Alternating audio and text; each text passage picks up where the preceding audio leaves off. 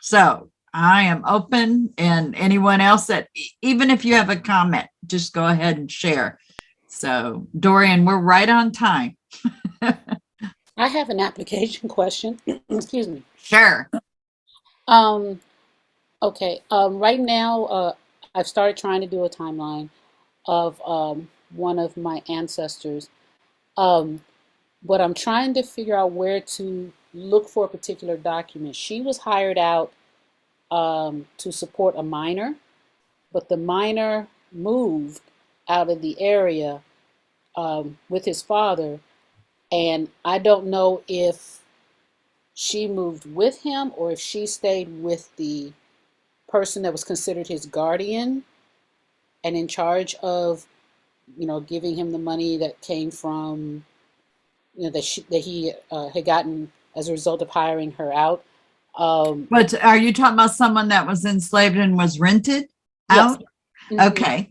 Yeah. Okay. So the person, she was in Tennessee, and when I looked at the probate record, it has the guardian was giving the money to the parent or to the grandfather to send to them.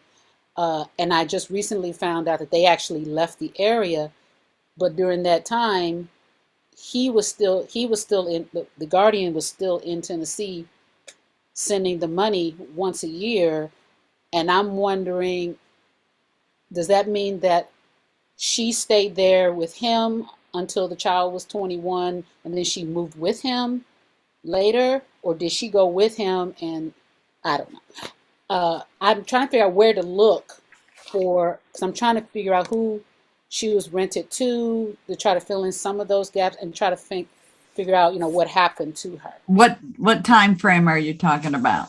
This is in the 1830s and 1830s to 1840s. Okay, 1830s and 1840s.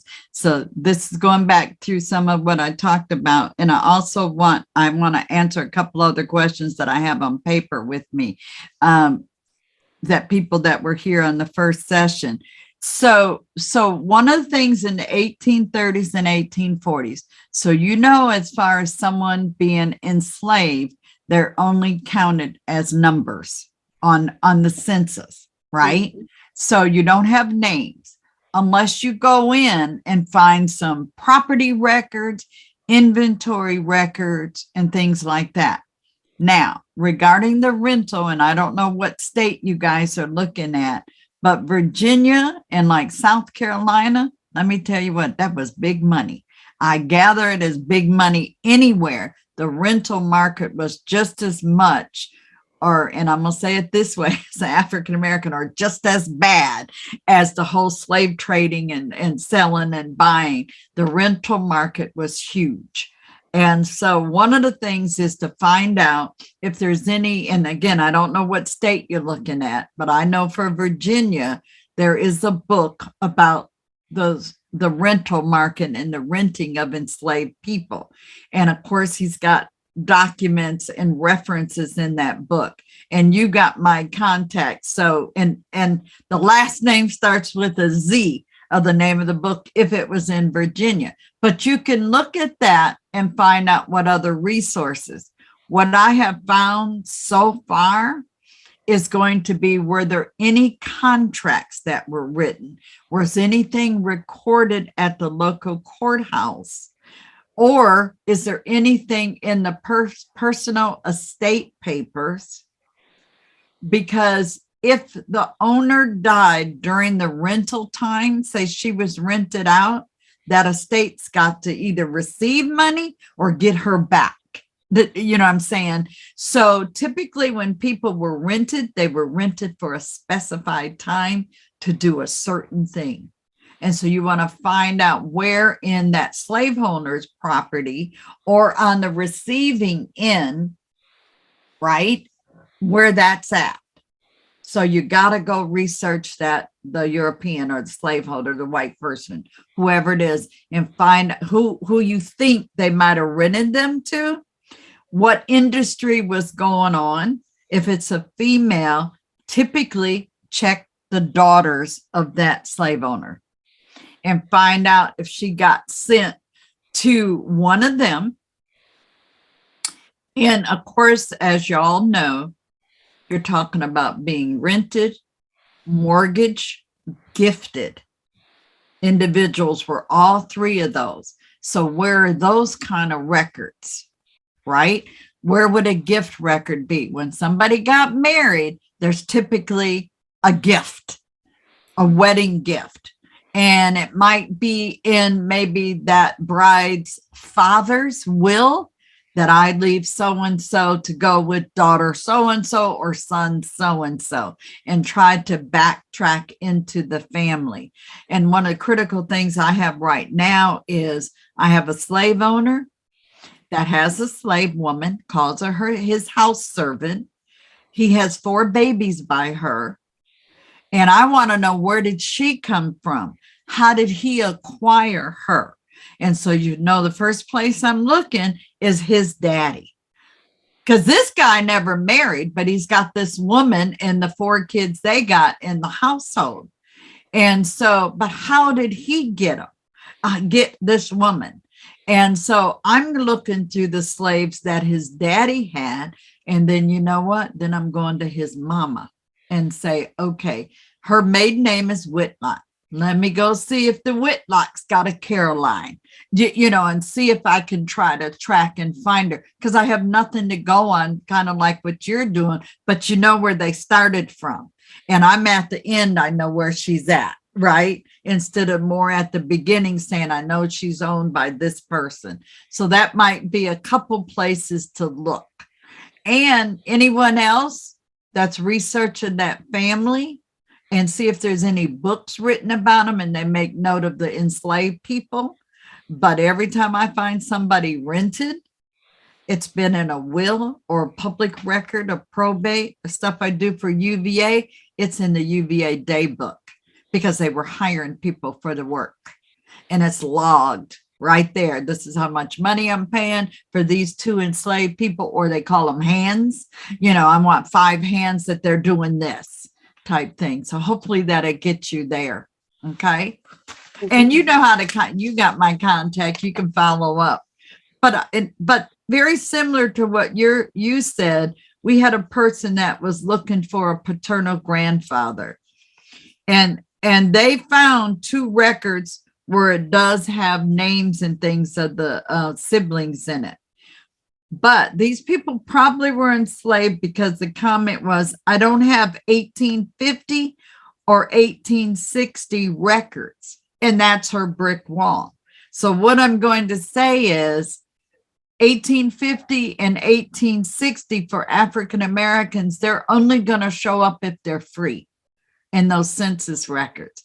And we know that there's only about 5 counties in the whole United States that might have recorded the enslaved name for 1850 and the 1860 slave schedules. And if you're not one of those counties, they're not going to be listed. But there are 5 counties that the enumerators messed up because it was not their direction, and they recorded the names of the slaves on the slave schedule.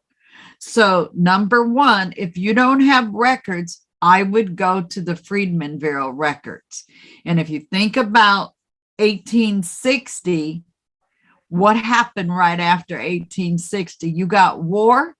And then when the war is ending by April 1865, and after that, the federal government set up field offices for formerly enslaved and white people to go get assistance after the war.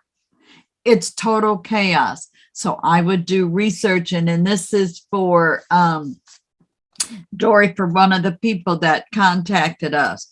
I would be searching in the Freedmen Bureau and following the slaveholder's name, if they have it, and finding out if they did a labor contract, or if the formerly enslaved people access to get rations or get transportation money or filed any type of complaint. So they're going to have to do research on, and it's called the Bureau of Refugees, Freedmen, and Abandoned Lands. And it covers the time period of 1865 to 1872 There are some pre-burial records in 1863 and so forth. And the reason I'm going there is because these are records that have formerly enslaved people's names in them, and they're at a location, and this is before 1870. So yes, there's opportunity to find people prior to 1870. So that is a gold mine to look there.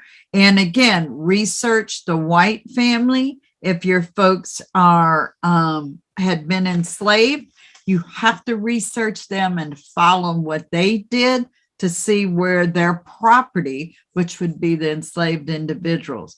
And I know this person, her ancestor was Dempsey Bryant, and there it's a North Carolina files that she's looking for information.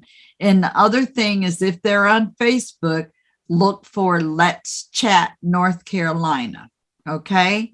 And that's like a webinar type thing open. And two ladies, Renata Yarborough Sanders and Tania Kuntz, they talk about just strictly North Carolina and all of their records. And it's a great resource to be there, you know, to be involved in that, ask questions and follow up on that. Let's Chat North Carolina. That is, yes, New Bern, Craven County. New Bern. Yeah. Yes, this was Ms. Bryant's question, and she is here. Oh, I'm sorry. I didn't know that was you, Judith. Oh, Okay. yeah. So that's a resource, and I can send Dory the link to the Let's Chat North Okay. Carolina and start hanging out. If you're not on Facebook, you might want to check in just to follow them. But they meet, I don't know, Marquita or Danielle, is it once a month, or do y'all know? It's usually once a month. Yeah, once a month. And it's excellent. They have people come in and speaking and talking. And Renata is a genealogist that also takes clients as well. Okay. And her whole family, I'm going to tell you, it is North Carolina. Okay. That's it. And she's got, you can Google her name, and there's Roots Tech videos that you can watch. Just send me a link. Yeah, I'll send you, but that's another spot. And Okay. Dora, you've got that for Roots Tech, the webinars, and just put North Carolina in there. Yeah. And Amanda, any resources for Accomack, Virginia? The Library of Virginia, definitely Library of Virginia. And what's very interesting, and I don't know if you're looking at European people or African American, but what is really interesting that we know about Accomack County right after the Civil War, they actually took a census, of a white census and a colored census. And that's the only county in Virginia so far that I've seen that, and it's right after the Civil War. Very interesting. And yes, Library of Virginia, that's in Richmond, but you can go online and access like free people of color registries and cohabitation records. So get yourself acclimated with the Library of Virginia and their resources. Okay, so let me see. So we talked about Dempsey Bryant. Also look at the different forms of how that last name is spelled. Yeah, Sometimes I've got three different ones. Okay, you're already there. I won't even go any further. Well, I found some new information. I found them in a 1900 census, actually. So Okay. yeah, with another Y, the question is the name Bryant. Yes. Dempsey Bryant is the only Bryant name in that family. I'm trying to find out where it might have come from. Well, go to the census in the 1860 slave schedule and see if there is a slaveholder with Bryant in that, and the current county that you're looking at, and then go to the counties around it. But they were freed. They were freed before he was born in 1848. The Bryant children were free? The Ernell. Oh, Dempsey's okay. On the parents. other? Dempsey's Yeah, parents. but they Petty, were freed before. before 1848. So you're going to have there'll be names if they did any transactions or did anything, or if they, worked for anybody. If they're freed, their names could show up in some public records or something like that. 1830 census, who's ever the head of the household, 1840 census, Okay. their names would be listed. When you're looking at census records and you're looking at the page, you got to click that arrow. The next page is not another page. It is the rest of the first page. Yeah. Because they were long sheets. And Right. just see if something shows up over there. Yeah. Okay. Okay. Hopefully that'll do it, and make sure you get hooked in with the North Carolina folks. All right. Thank you. I will do that. And let me see. Then we had, and also analyze that 1900 census and see if they're, who the neighbors were. Yeah. I always look at the And neighbors. see if you can follow them. Yeah. But also, when she sends you the link on Roots Tech, I want you to look for the presentation on the 1890 census. Okay. And it's only a 20-minute talk, and I'm the one giving it. Okay. And I want you to think about what I did there and to Okay. see if there's something that you can find about the 1890 census, which, most of them are burned, Right. but there's other records that people can access. And, Okay. and I'm walking through things you can do. So when she sends you the link on that, that's a free webinar you can watch. Okay. Thank you. You're welcome. All right. So there was another question. Now, is this person here talking No. about Pastor? Pastor Price had hoped to be here tonight, but she wasn't able to be. Okay. Well, I just want to address a couple things with her research, because there's some more questions that come up for me. And her question is for everybody, is basically she's researching her maternal line, that her mother was an only child. She said she do know the grandmother and the great grandparents, but that's as far as she can get from there. They're not sure about the great grandmother's last name. So right there tells me you're going to have to resolve that, because other than that, she's going to go all over the place, and we got to figure out what the last name was. So you're searching children for their death records. You're going to search for anybody with any slight name that even looks like the last name of what she knows. This comes back to write down what you know. And the reason I'm saying that, because us women, we change our names.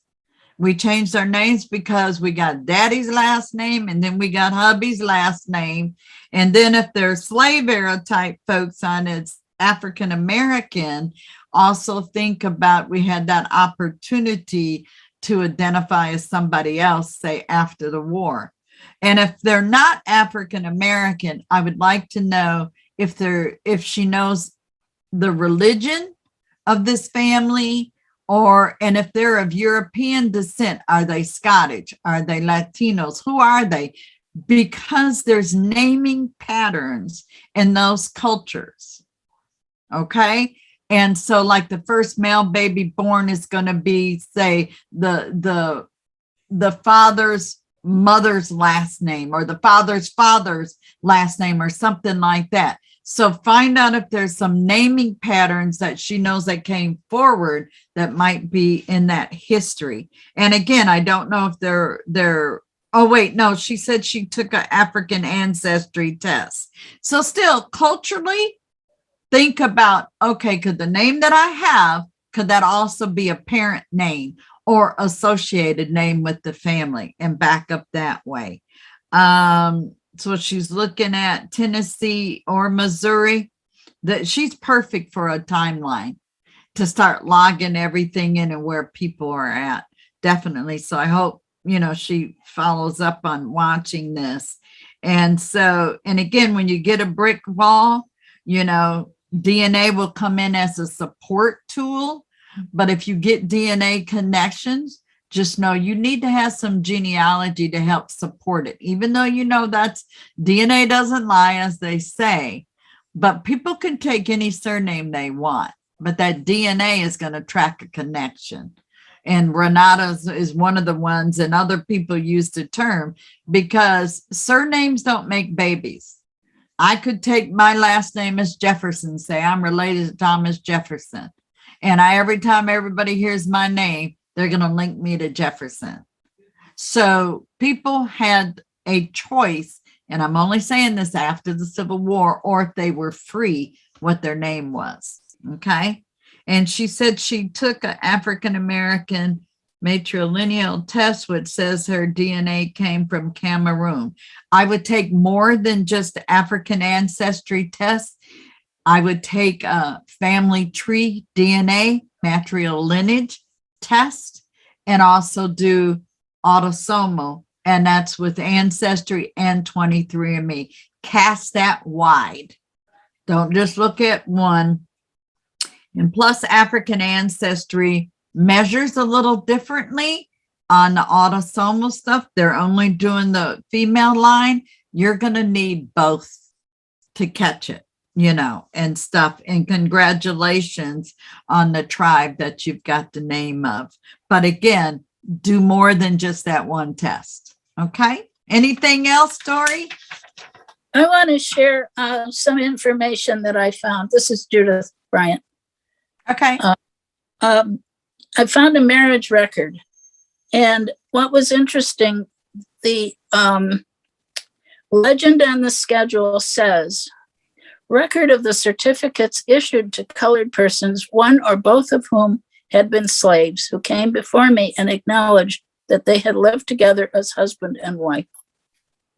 The record from my grandparents shows they lived together 9 years before. This was an 1866 declaration. It's a schedule, just like a census.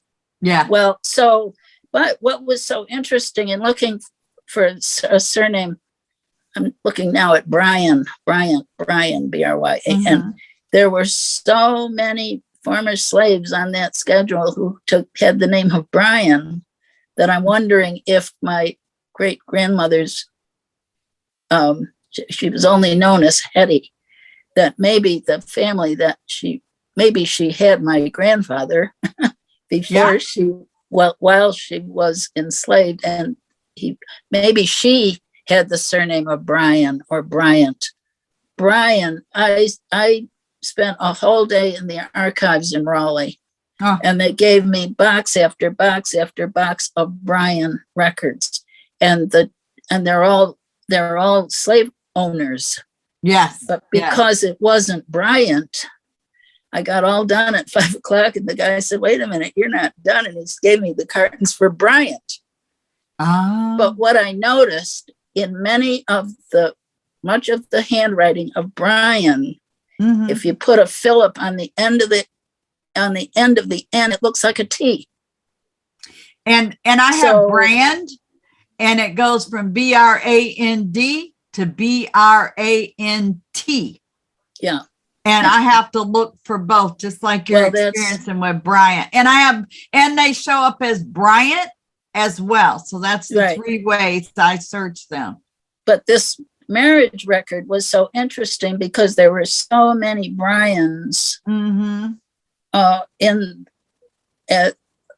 people who were married, and they listed the wife before the husband, I think, in this that's record. Interesting. It was it's a very interesting record. It's an 1866 marriage record that I pulled up on Ancestry. But you know what? When I see a grouping like that, I do automatically try to verify, did they all come from the same plantation? Right. And were they Bryants? Because if they're in a family grouping, then you want to seek that out. That's why you're going to have to seek out the white people and find out. And there could be, was it a large plantation? And if you're thinking about after when they became free, say after the Civil War, the closest thing to go to would go to those slave schedules. But It's they not were going to free give before you the war. names. You know, it's not going to give you names, but it will give you a slaveholder in a county and a state. But they were free way before the war. And if they're free, they're going to be in the regular census. Okay, so look. Yeah, look at the they're going to census. be in the Okay, regular 1860 census. Okay, And again, you can pinpoint their location by who's around them. okay. All And right. then go to thank you. 1870. Yeah. But I would take 1860 regular, 1860 slave schedule, and Right. then get to 1870 and look for anything that's a common thread, you Okay. know, because you got free, you got enslaved, and then you got totally free. And you got the Right. Freedmen Bureau record after that after 1860. The I 18. have that record. Yeah. Yeah. I have that record. Okay. Okay, And thank you hello, very much. Amanda. Just gonna say hi. I see you down there. Okay, Miss Dory. Is there So any that's other what- questions? That's what we had in terms of ones that were submitted ahead. Okay. Know if anyone else who's here has an additional question or. Okay. If we're Well, good. Okay, well, thank you, Dr. Murphy, for sharing so many great resources with us tonight. We really appreciate you taking the time to be with us. We do have two more genealogy events coming up still as part of this series. On May 17th, Renata Yarborough-Saunders will be presenting an introduction to DNA, the who, what, where, and why. And on June 14th, Angela Walton-Raji will be sharing with us telling the story that they want to hear to help us on writing our family narrative. So That's your North Carolina is Renata Yarborough-Sanders. Yeah, That's- okay. I can, Got yeah. it? Okay. Yeah. Make So- sure you're there. So the 17th is DNA, and what's the date in June? June 14th will be Okay, on writing family narrative, yes. okay. Thank you. And we hope that everyone will be able to join us for that. And I wanted to also mention that you mentioned the book Black Roots, and we do have that in our circulating collection. Right. Tony library. Burrows. Yes. That's your basics. It was done before that internet, basically. And, you know, our Google used to be the library card box, you know, pull out the little drawer. And that's our old Google when I first started genealogy was, you know, going to the public library, you know, and then I went to historical societies and from there, you know, so. And we currently have access to Ancestry for free from within the library. And from home, library card holders can access Heritage Quest, which has a certain number of the census and other things available on that. Additionally, we now have New York's newspapers.com for New York State newspapers that's also available from home for library patrons too. So. There is another good site for New York, and it's not just New York, it's other newspapers. It's called Fulton History. And there's millions of newspaper stuff on there, even though it's Fulton, New York, there's other newspapers on there. And it looks like it's going to talk about postcards, but get in there and research. It's a wonderful site. It is a great resource, and sometimes it can be a little challenging to do some of the searches of. But if you contact us at the library, we've put together some search tips for Fulton history to help people work their way through that. So please reach out to us, and we love to help people with Fulton history because it's a great resource. So, well, thank you again, Dr. Murphy, and thank you to everyone for attending tonight. Yeah. Good luck, everybody. Thank you. Thank Good night, you. everyone. Good night. Good night.